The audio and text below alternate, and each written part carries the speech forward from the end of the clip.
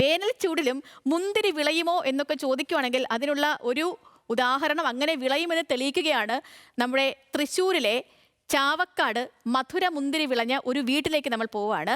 അംഗനവാടി അധ്യാപികയായ ബിൽക്കിസ്. ഇവരുടെ വീട്ടിലെത്തിയാൽ ഒന്നും രണ്ടുമൊന്നും അല്ല, ഒട്ടേറെ കുലകളിലായി നമുക്ക് മുന്തിരി കാണാൻ പറ്റും. നട്ട് നനച്ച് വളർത്തിയ ചെടിക്ക് നൽകിയ കൃത്യമായ പരിചരണവും ശ്രദ്ധയുമാണ് ഈ മുന്തിരി കൃഷിയുടെ വിജയത്തിന് കാരണമെന്ന് ബിൽക്കിസ് പറയുന്നു. നമുക്ക് ആ കാഴ്ചകൾ കാണാം.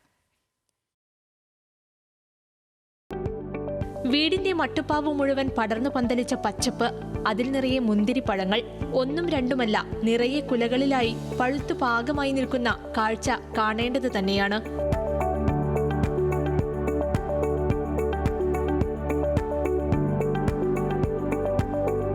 അംഗൻവാടി അധ്യാപികയും ചാവക്കാട് മണത്തല കറുപ്പം വീട്ടിൽ അലിക്കുട്ടിയുടെ ഭാര്യയുമായ ബിൽക്കീസാണ് ഇത്തരത്തിൽ മട്ടുപ്പാവിൽ മുന്തിരി വിളയിച്ച് വിജയിച്ചിരിക്കുന്നത്.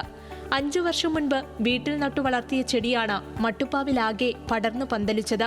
ജൈവവളം ഉപയോഗിച്ചുള്ള പരിചരണവും ശ്രദ്ധയും പരീക്ഷണാടിസ്ഥാനത്തിൽ നടത്തിയ കൃഷി വലിയ വിജയമായി മാറുകയായിരുന്നു.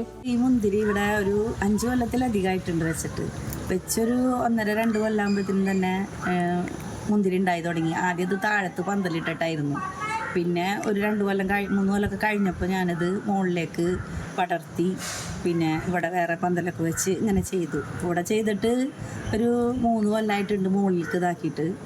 മുന്തിരിയൊക്കെ നന്നായി ഉണ്ടാവാറുണ്ട്. കടലോര മേഖലയായ ചാവക്കാടും മുന്തിരി കൃഷി ചെയ്യാനാകുമെന്ന് ഇതിനോടകം ബിൽക്കീസ് തെളിയിച്ചു കഴിഞ്ഞു. ചെടികൾ തളിർക്കാനും പൂക്കാനും അതിശൈത്യം വേണമെന്ന ധാരണയും ഇത്തവണത്തെ വിളവെടുപ്പോടെ ഇല്ലാതായെന്നും ഇവർ പറയുന്നു. കപ്പലണ്ടി പിണ്ണാക്കും ചാണകവും ചേർന്ന മിശ്രിതമാണ് പ്രധാനമായും വളമായി നൽകുന്നത്.